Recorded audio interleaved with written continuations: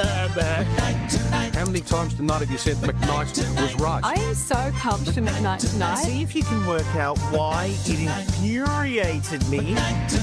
You know I will get hate for speaking to you. Oh, speaking of brands. Funny insightful interviews from a washed-up producer with nothing to lose. McKnight tonight. Here comes McKnight tonight. Welcome to McKnight Tonight. Now, here's Rob McKnight. Hello, I am Rob McKnight of McKnight Tonight fame. Fame? That could be stretching it a bit too much. Gotta love it when you crack a joke just before the lights come on and you get no reaction at all. Just the crickets. The theme music going, but under the theme music, nothing. Thanks for your support, Amanda. What about when we're just sitting in the lounge room together? What's your excuse then? I'm busy then. Hey, this is our second last show of the year, but I am going to do some videos for our paid subscribers, our paid members on YouTube. I'm going to drop you my thoughts from time to time. Amanda, stop looking at me like that. I am going to do it. Well, there's only one way to find out. Go to youtube.com/@McKnight and become a paid subscriber or a paid member. And then you'll find out, because I will have things to say about what's going on. So I'll just maybe just jump online and hit you with my thoughts. So yeah, go to youtube.com/@McKnight, become a subscriber, become a paid member, but at least become a subscriber and hit the bell so you get notifications of when we're doing live streams and when I'm uploading videos. All right.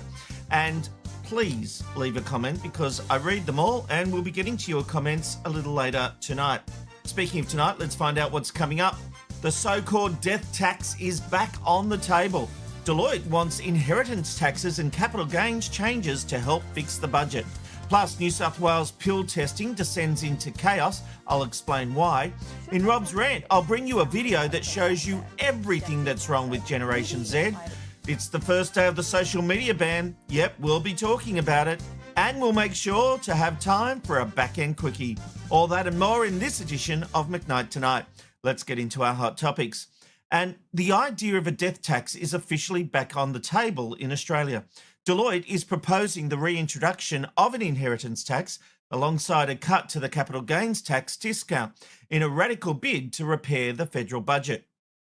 It's being pitched as a way to deal with the exploding costs in the NDIS, aged care, health and defence, and the nation's rising debt interest bill. But let's be clear, this is a proposal that would hit family wealth transfers, property investors and long-term asset holders, right at a time when Australians are already being crushed by cost of living pressures. Now, supporters say it's a fair reform, but critics say it's a political poison and economic self-harm. And I agree with them.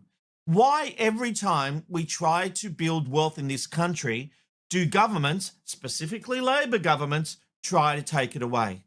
You know, the federal government's temporary electricity rebate scheme, that will end on December 31.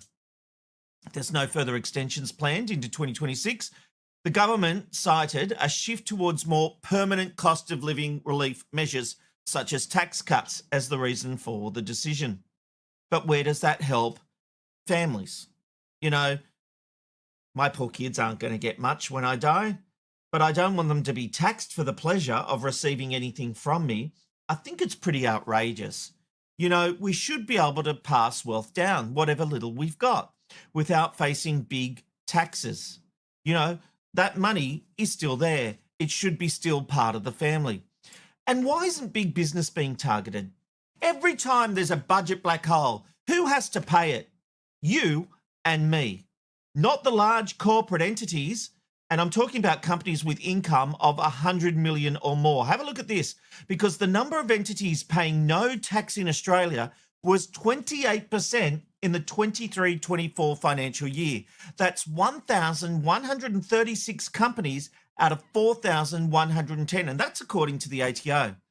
And a study estimated that Australia lost around 11 billion in tax to multinational profit shifting in 2020. Multinational profit shifting, what is it?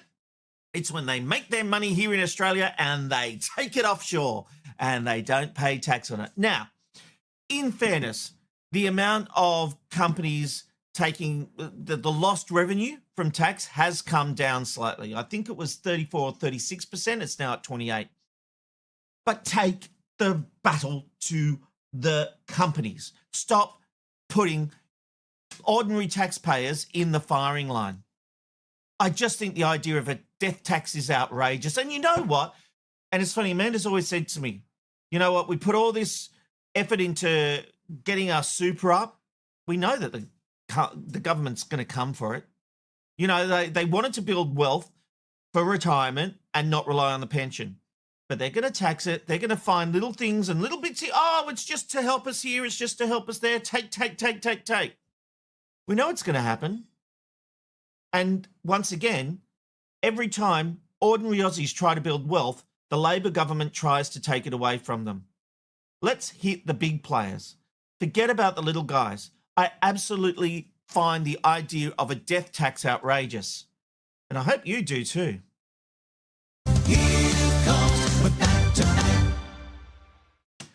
It just infuriates me, the idea that we pay a death tax on stuff we've already paid tax on. If I go and make a living, I pay tax on that, and then they want to double dip by taxing it again if I hand that money down to my kids. I hate it. I absolutely hate it. Let me know your thoughts. youtube.com/@McKnight. We love seeing your comments flow through. I can see they're flowing through. Jasmine is collating them, and we'll get to them very shortly. All right, moving on. New South Wales pill testing trial is already under fire, but now even the people it's meant to protect are calling it ridiculous. Festival goers and drug safety advocates have slammed the program after police drug detection dogs were stationed right outside testing sites at Sydney music festivals. Inside the festival, health workers are offering drug checking. Outside, police dogs are searching for the very substances being tested. Now, critics say it's a contradiction that defeats the whole purpose of harm minimisation. It's hard to disagree. One reveller said he panicked at the sight of sniffer dogs and considered taking all his MDMA before entering. That would have dramatically increased overdose risk. And that's exactly the behaviour drug testing is supposed to prevent. This is a policy nightmare. I've talked many times about pill testing and how politicians, if they're true about wanting to save lives, need to do pill testing. Just telling them to say no doesn't do anything. Bins outside, just put your drugs in the bin, kids. Be a good kid. Just say no to drugs. It doesn't work. It's complete bullshit. But drug testing has the potential and has saved lives. We've talked about this here on McKnight Tonight. I've shown you examples at previous festivals where drugs that have been tested have then been found, some were found to have had a high dose of chemicals that were dangerous, and they were thrown away. Having sniffer dogs there leads to situations where people go, geez, I better just take all these drugs. On paper, the government says this is about safety. But in practice, the fear of police stops young people or any people seeking help. You can't run a health response and a law enforcement ambush at the same gate and pretend both goals still work together. In fact, Pill Testing Australia clinical lead David Caldecott, now he says the dual approach is more political than practical and actively discourages people from seeking medical help. Absolutely agree. Now, on the flip side, long-term anti-drug campaigner Tony Wood, now you might remember his daughter Anna died after taking ecstasy at just 15. Well, he says pill testing sends the wrong message and wants tougher laws instead. That's worked so well, hasn't it? Tougher laws. We'll give you more time for taking some drugs. Now, look, I am very big on youth crime and adult time for adult crime. I think there is a big difference when you invade someone's house and steal from them as opposed to what you do to your own body. I'm not advocating illegal drug use. But what I'm saying is that kids experiment. So do we want them to take dangerous risks by swallowing all their drugs when they see police? Or do we want to try and save lives by having pill testing? Well, for me, it's an easy solution. As the father of 3 young girls, I would rather the pill testing solution. I would rather that if my kids made the stupid decision to take drugs, they could take them safely, or as safe as can possibly be, because there is no real safety. We all know that. But the idea that you've got pill testing inside and sniffer dogs outside, I think is just ridiculous. And politicians need to stop trying to look tough. Oh, I'm tough on drugs. Oh, I'm a hero. Piss off and actually think about the community and the people you're helping. McKnight tonight. McKnight tonight. Night tonight. I'm good to have a drink. Tonight. Here comes McKnight tonight. You're once, twice, 3 times a ranter.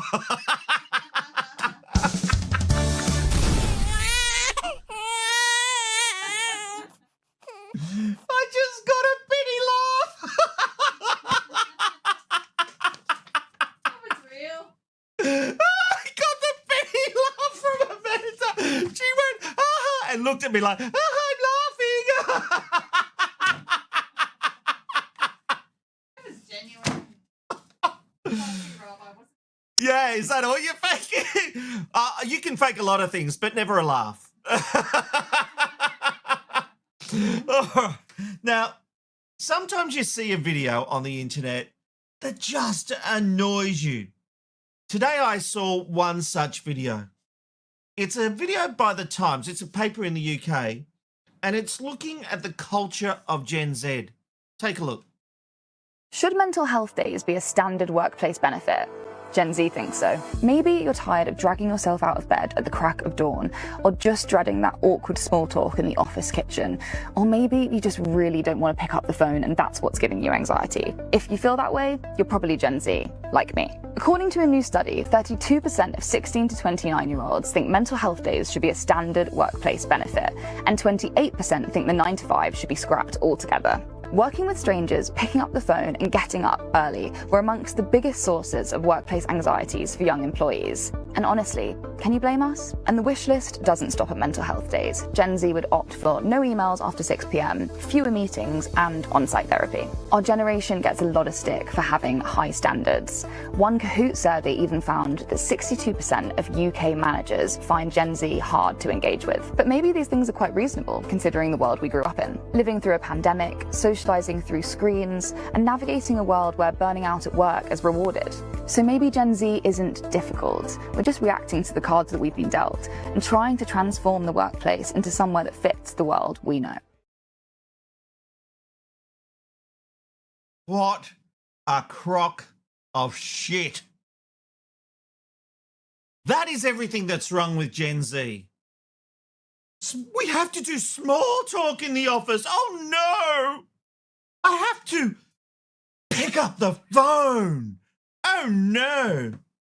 Now, we don't want to work 9 to 5. Heaven forbid you ask us to do a full day's work. But they didn't say what they'd like as the alternative. What could you do? Could you do midday to 5? Could you do maybe 1 to 4? Can we get any time out of you?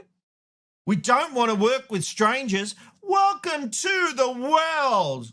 No emails after 6 p.m. Well, that's becoming law, and there's validity in that. Mental health days, there's validity in that. Although Gen Z probably wants about 200 of them. This one got me. They want on-site therapy. An email. Can you do this job for me by 6 p.m? I need on-site therapy because they asked me to fulfill a job by the end of play today. Therapy! I mean, is this for real? Is this what it has come to? I know I sound like a boomer. I'm Gen Z, but I know that I'm probably sounding like a boomer. But don't give me this shit about we lived through the pandemic. What else did she say? She blamed something else as well. Social isolation. We all had that. I don't know why I did that. It's ridiculous. You know what gets me? She gives Gen Zs a bad name. I see Jasmine. Jasmine works multiple jobs. She goes here, there, and everywhere. She works hard. But when I see, is Jasmine Gen Z? She's 18. Millennial?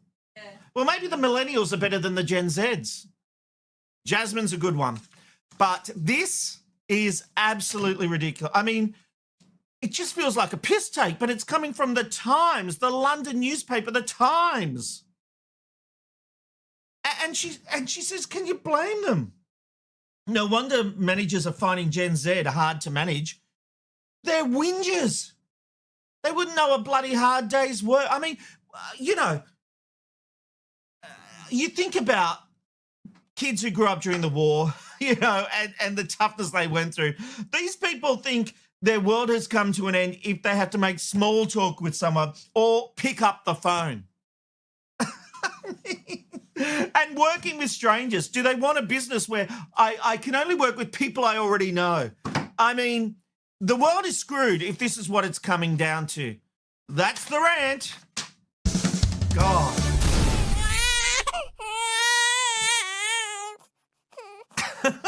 Just anyway.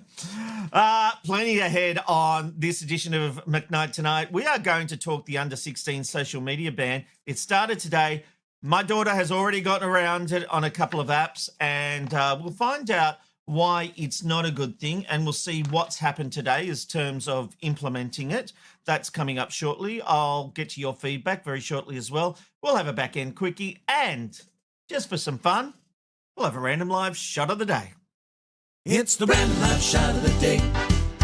Where are you going today? You never know where you'll end up with the random live shot of the day. Tonight's random live shot of the day takes us right into the heart of St. Petersburg in Russia.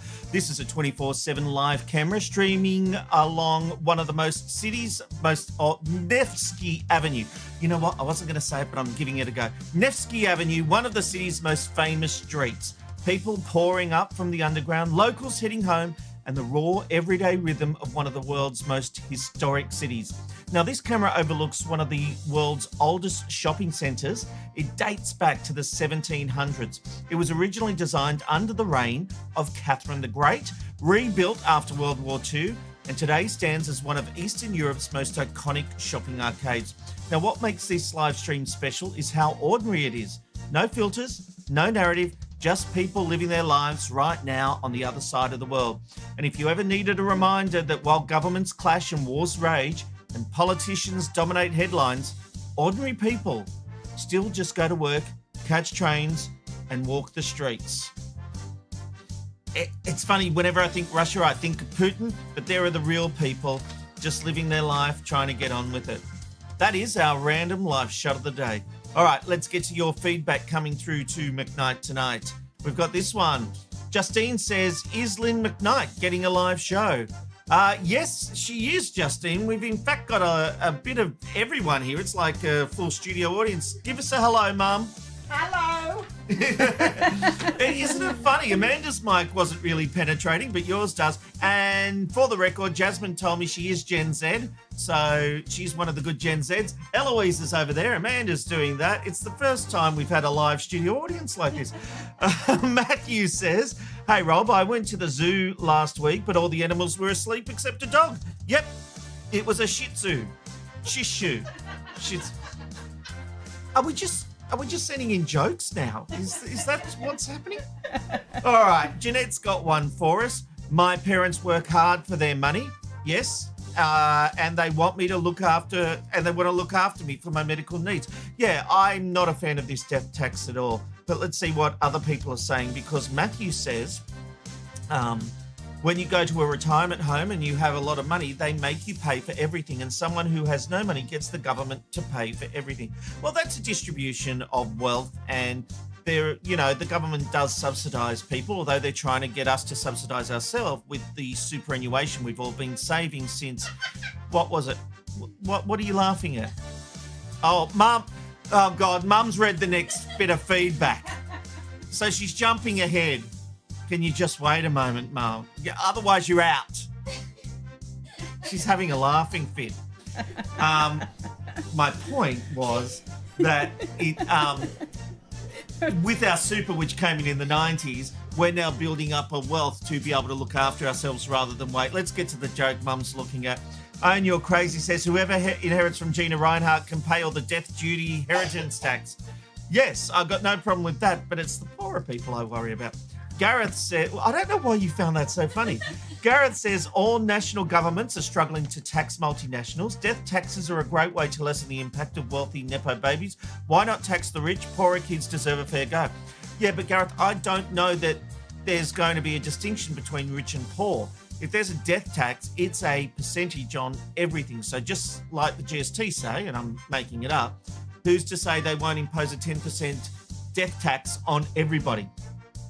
My point is that's not what you want. They have a threshold. If it's above, I don't know, $1 million or something like that, because you've got to imagine when you've got a house and you sell off all the property, it wouldn't be that much of a stretch to maybe get to a million. But I don't know. I still have a problem with the death tax. Own Your Crazy says the McKnights will never compete with the Murdochs. No, we won't. Not unless you subscribe to youtube.com/@McKnight Tonight and become a paid member. Then we might catch up to Rupert. Do you reckon we can get enough YouTube to... I tell you what I'm really annoyed at. So I had a video today that I put up. On TikTok, it's had over 50,000 views. The same video on YouTube has had like 20. So go figure. Exactly the same video, exactly the same content. TikTok's our friend, so we need to get people to YouTube though. Jeanette says, that's live audience. That's a live audience. Yes, like the old Studio 10 days. We've got this one from Beck. Rob, you need to remember that some people, particularly with disabilities, can't work 9 to 5. I wouldn't say I'm not in that position, but I am in a very lucky position. Yeah, but Beck, there's a difference between someone with a disability not being able to do 9 to 5 and a Gen Z who says, oh, 9 to 5 is too much for us. There's a big difference, and that would appear to be all the feedback we've got for the time being. I'll get to more of your feedback, so keep it coming. But now, let's talk the under-16 social media ban. It's time for our feature interview. We've invited you here. You don't need to apologise for your story or for what you're saying. I heard the yapping. There was a lot I didn't understand about myself until I had that diagnosis. Don't get the shitties with me. Oh, Guy, no, that's Guy. Funny insightful interviews from a washed-up producer with up in the blues. McKnight tonight, McKnight tonight. Here comes McKnight tonight. Well, Australia's world first under-16 social media ban is now officially live. Platforms are legally required to stop children under 16 from holding accounts or face fines of up to $49.5 million. But already on day one, the system is being tested. Sky News reporting teenagers were able to bypass age verification within hours of the ban starting, and that includes my youngest daughter. At the same time, a former senior Facebook executive has delivered a blunt warning, claiming tech companies do not actually want this ban to work properly. I don't think that's a shock at all. Aidan McLindon is a political advisor for Aligned Council of Australia who is against the ban. He joins me now to share his reaction to day one. Aidan, welcome to McKnight Tonight. Good evening, Rob. How are you? Thanks for having me. I'm good, thank you. Good to have you here. Now, you've argued this policy is unenforceable at scale. On day one, kids are already bypassing it. Are you feeling vindicated right now? Look, I think what we've seen here, Rob, is it took about 9 days to push this policy through the Parliament. Yeah. After you've had some social platforms has existed for over 20 years. So what we're seeing here is a bit of a furphy, to be honest, and we're actually seeing the leadership positions in Australia with very, very few leaders in them. So to have this sort of, this fluff and bubbles of, all of a sudden we're going to protect the kids, I think that's a bit more insidious than that. And I think what we're going to do is see the unintended consequences of more children going to the dark web under the search engines such as Tor, T-O-R. And I think you're going to have the federal police and ASIO are going to be under-resourced for those avenues where predators and the like are going to have a field day, because what they're going to do is going to have access to more people in a very vulnerable situation. And it just hasn't been policy that's been thought through properly at all. So I think this is just the beginning of a terrible interruption, I would suggest, or intervention by the government into privacy, freedom of speech, not just for the under 16s, but then to prove yourself that you're over 16, and who to trust less than the government than to grab more and more details from you, which we've seen massive breaches, particularly in Australia in the last few years. So you've got to ask yourself what is actually behind this, because it certainly isn't all of a sudden they're going to protect their children on a couple of social media platforms. Look, I saw Julie Imnan Grant on the 7:30 report tonight talking to Sarah Ferguson, and there's no doubt in my mind she thinks she's doing the right thing here. And she talked about the fact that what she's seeing from social media companies is that they start off with the right intentions when they're small, but as they grow, they become more concerned about the money making and they really don't care about protecting kids. Is that a reason why we maybe should have this ban? Look, I think the monetization absolutely comes in. It'll have an impact, and what they're making that money on is another question itself. What we've got to realise is there's over 300 social media platforms out there, so that doesn't capture all of them for a start. As you've just said earlier, the kids are much more the digital natives, as they call them. They're very savvy. They were steps years ahead of the government. So for them to then pretend that, oh, we're looking after the youth, well, okay, well, what about the plethora of adult sites out there that children can access at fingertips? It's like you've got to start asking questions. This actually breeds more questions than it does answers. And whilst on the outside it might look like, oh, we're doing a fantastic thing, you look at any over-regulated industry, look at the tobacco industry, for example. I mean, look at here in Victoria, you've had over 150 tobacco stores that have been engulfed in flames in the last 12 months. I mean, is that good policy? Because you can get a $10 packet of cigarettes in America that might cost $45 or $50 a packet in Australia. So what we've seen historically is that when you over-regulate a market, when you disempower the parents from doing their role, which is to be good parents, then naturally when government intervenes, it more often than not is very clumsy, it's inadequate. It even admits itself that it will not be enforced. So when you ask yourself, if it's not going to be enforced, why is it being imposed in the first place? As I said, this breeds a lot more. Yeah, the way questions this than has been answers. put together with the tech companies, there wasn't really a lot of time. But let me ask you this. Your organization has warned this ban will create more harm than it prevents. I agree with you about we should make the whole internet safer. When someone's attacking you on X or Instagram, you should be able to report and have things done. But so often they say it doesn't violate our community guidelines. But why do you think this ban will create more harm than it prevents? Well, what you're doing is basically you're taking, the soft drink off the children, and they can access the soft drink anyway. So you don't know what type of soft drink they're drinking, where they're drinking it, and who's giving it to them. So to all of a sudden to whitewash and think that these digital natives who, before they were even born, there were social media platforms, and to think to highlight an isolated marketplace and say, we're doing the right thing by the children. Well, hang on. Really? Because look at the unintended consequences, because I can guarantee you the federal police, particularly ASIO, who are already under-resourced to deal with these matters on a global scale, yet alone Australia, they're going to see that the underworld or the dark web, where obviously that is a breeding ground for predators to be able to prey on those vulnerable children, that will dramatically increase. Now, if it's already hard to monitor and engage now, can you imagine when that happens exponentially?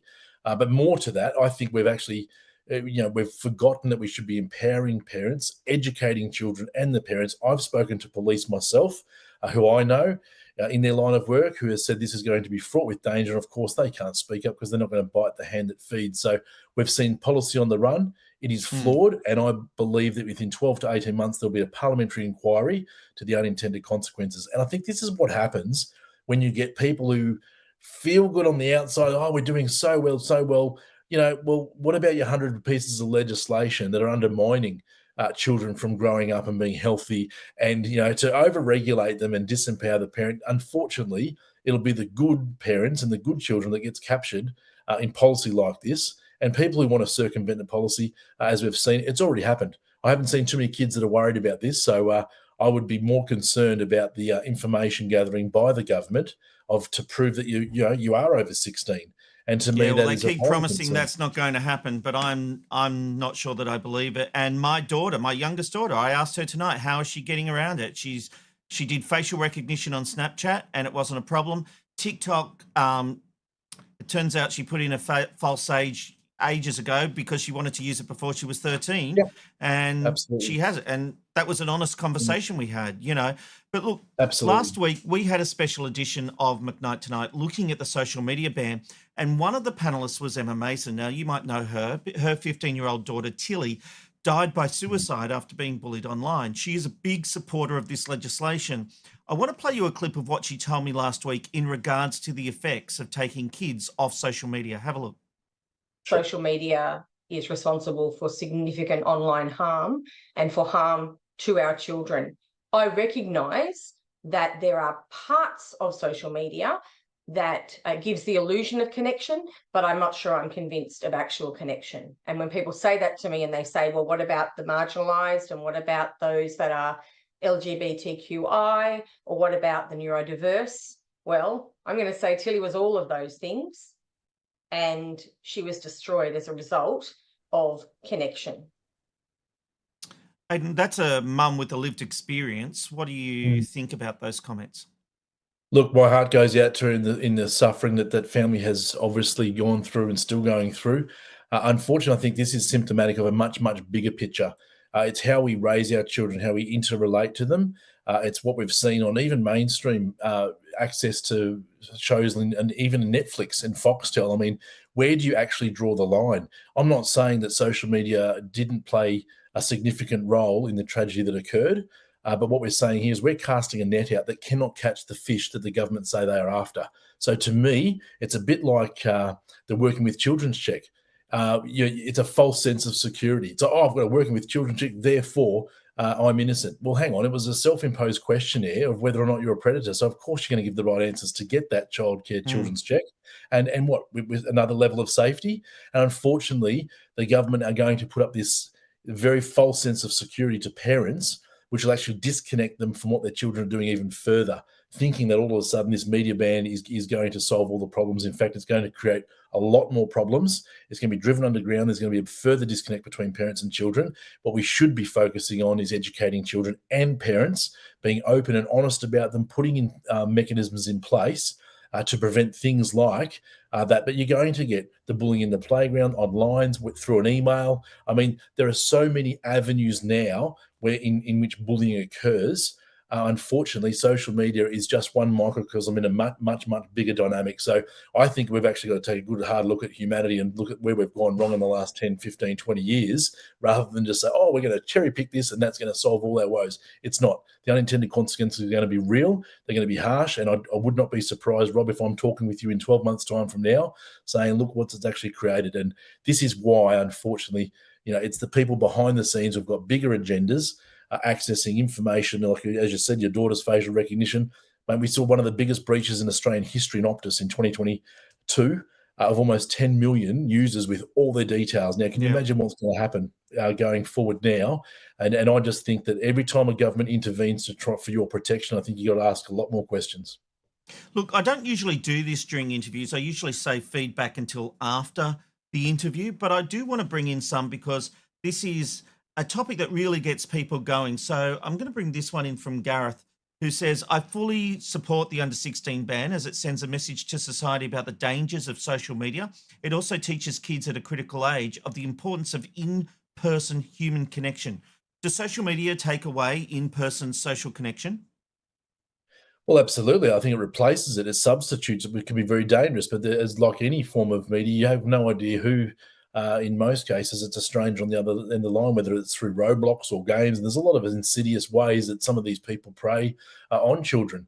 So I don't think, when you look at computer games and you might look at some of the, there have been some pretty full-on computer games that kids have been playing for the last 10 or 15 years. They've been desensitized on so many fronts. So yes, it is a good message. Oh, social media is unhealthy for you. Great. So are soft drinks. So is smoking. That's unhealthy for you too. There's a lot of things that are unhealthy for us. How we go about managing it is critical, because if we do it simplistically, as we've seen this government do, I think, as I said, you'll find unintended consequences that are going to have far bigger impacts than if we educated the parents, educated the children, protected our freedom of speech, made sure our privacy and provisions were put in place. This should have happened a long time ago. It hasn't, absolutely, but you can't just get a headline and say, "Oh, we've banned a couple of platforms," and some of these people have absolutely no idea how some of these platforms work. You're talking about multi-billion-dollar industries that are global. There's always another way to skin the cat, and that's exactly what we're going to see with these children do. They're a lot smarter than we give them credit for, and what we're going to do is, unfortunately, it's a bit like vaping. Vaping for a lot of young people replace smoking. So, smoking's bad, smoking. Yeah, we know that. That's great. But look what it's substituted with. And same thing's going to happen with social But do media. you really think kids are going to go to the dark web? You mentioned this earlier on in the interview. I mean, the dark web, that's a whole other place. I wouldn't even know how to access it. And I know kids are, I'm 52. I know I'm old and, but I'm sort of savvy. But, I understand the idea that they might go to other platforms and other apps, but the dark web, because if they go down that path, that's really dangerous. Is that realistic to think they might do that? Absolutely, absolutely. And if we don't assume that a lot of children will go to the dark web, that will be the biggest shortfall in our judgment for the next generation, because they will, absolutely. It's just a search engine. So all they're doing is basically operating off the radar. So they're going to do more things behind their parents' back, more things that can't be traced. They're going to be interacting with people who can't be tracked. So what we're actually doing is actually going to breed a very, very dangerous environment.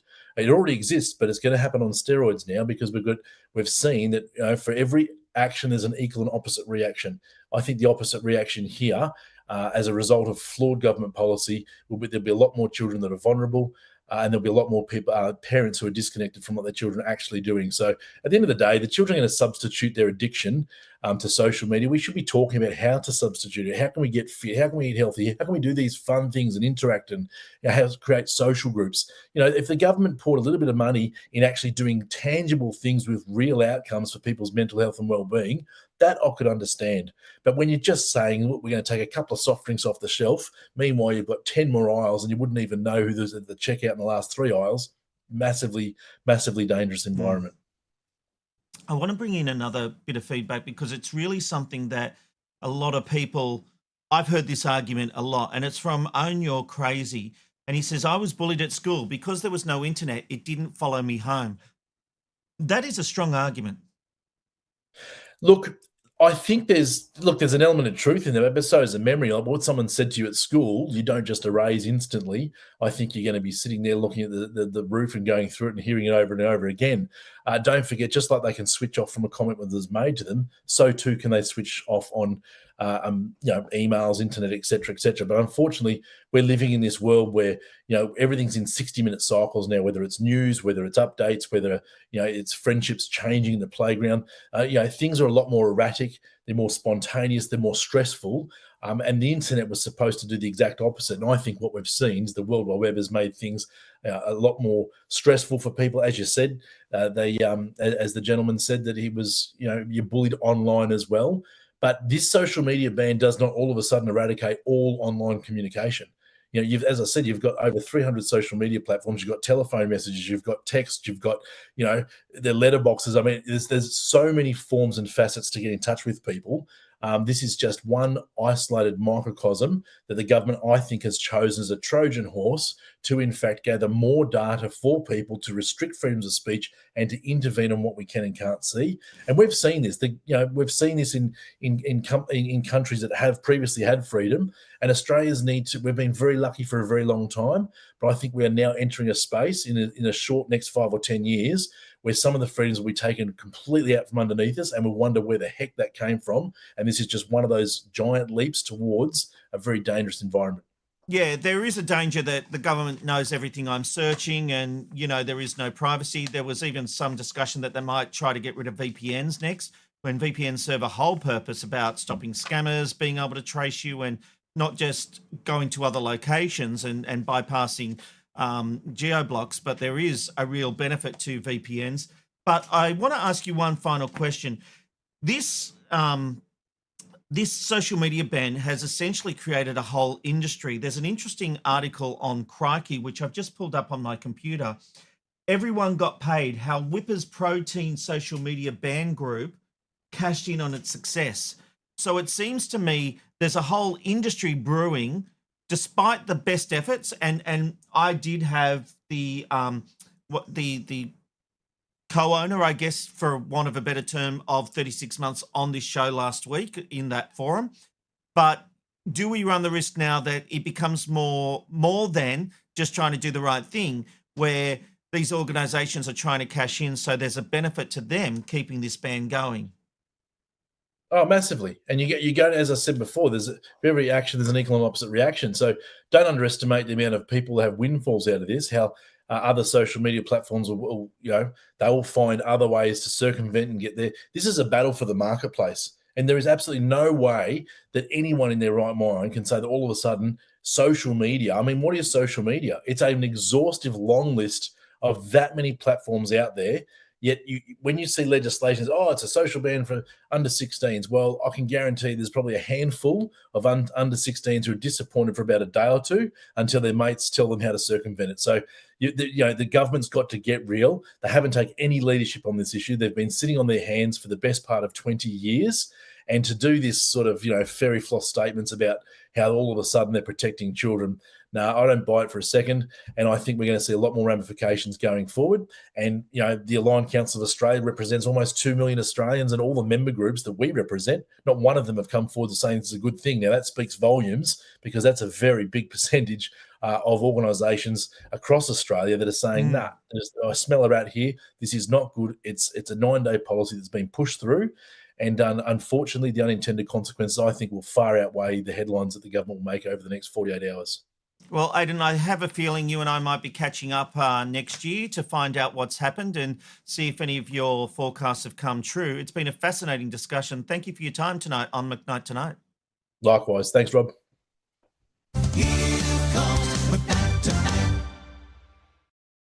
Wow, that was interesting, wasn't it? Very interesting, man. Well, from social media, the bad things we're doing with it, to the fun clips we find, because it's time for, what a segue, a back-end quickie. It's time for a back-end quickie.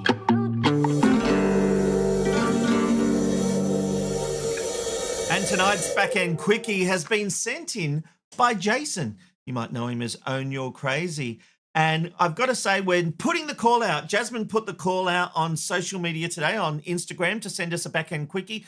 You can DM us. We are paying attention and we are ready to take your videos and fun clips. So get in contact with us for the one last night tomorrow night. I didn't think that one through, but we're back next year, I'm told. All right, let's have a look at this clip from Jason. Lord, please give me a man that will never run from me, never hit me, and real good in bed. What brings you here? I'm the answer to your prayer. What? Well, I've got no legs, so I can't run from you, and I got no arms, so I can't hit you. What about being good in bed? How do you think I rang the doorbell? Yeah.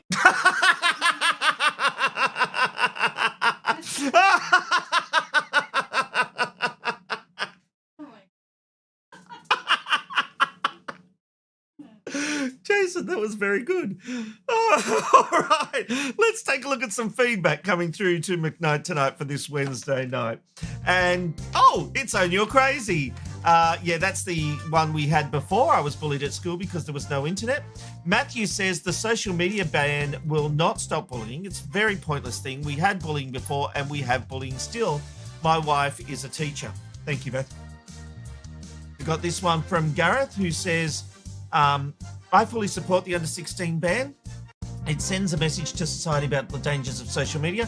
It teaches kids at a critical age of the importance of in-person friendships. Own Your Crazy says, Kids Helpline is still available and free for calls, texts and emails. We have time to equip our children for a digital world now. These laws will need finessing, but the intentions are good. I think the intentions are good intentions. It's just whether it is the right course of action. And that is, I'm not often on the fence about things, but you all know my stance. I was very anti this ban. That panel we did last Monday has sort of skewed me towards thinking it's okay. I'm still thinking it through. Radio Notes podcast says, should those driving the reform get contracts to run their own apps for commercial gain? No.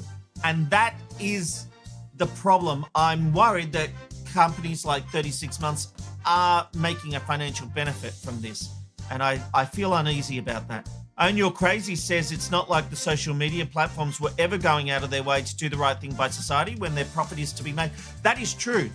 And this is my thing. We need to get these companies to do the right thing. If someone is harassing you, when you report it, there needs to be things. You see people getting violations for stupid things, and then some people are copying all this abuse, and they say, oh, it doesn't violate our community terms. I mean, there is no standardization to what's going on. Man of Faith Ministry says most parents neglect to supervise their kids on social media, and that is why kids are being preyed upon by perverts peddling lies to confused and impressionable minds. Many parents cause despair. That's an interesting take, I'll say, and that is another element of it that I think has validity, to be honest. Matthew says, when the lights go up and the cameras roll, Rob McKnight takes charge, heart and soul. Rob's rants kick off, fiery and loud, opinions delivered, bold and proud. Oh, Matthew, that could be the new jingle. When the lights go up and the cameras roll, Oh, you took it off as I was reading it, Amanda. I was reading it on the preview, and then when it comes up, I'm like in the middle of a song. I'm going to try again. I wasn't really trying to censor you. When the lights go up and the cameras roll, Rob McKnight takes charge, heart and soul. Rob's rants kick off, fiery and loud, opinions delivered, bold and proud. Jasmine, get off the computer. Give the applause. All right. Thank you for your feedback. It's been another big edition of McKnight Tonight. Tomorrow, the final episode for 2025. Will it be boring? No. Will there be clothes? Who knows? We'll have a Christmas treat. And what's your drink of choice tomorrow, Amanda? Well, let's do champagne. Yeah! Whoa! You've got me. Absolutely fantastic. We will see you tomorrow night for another edition of McKnight Tonight with the Champers. Until then, it's good night from McKnight. Tonight, McKnight Tonight, McKnight Tonight. It's good night from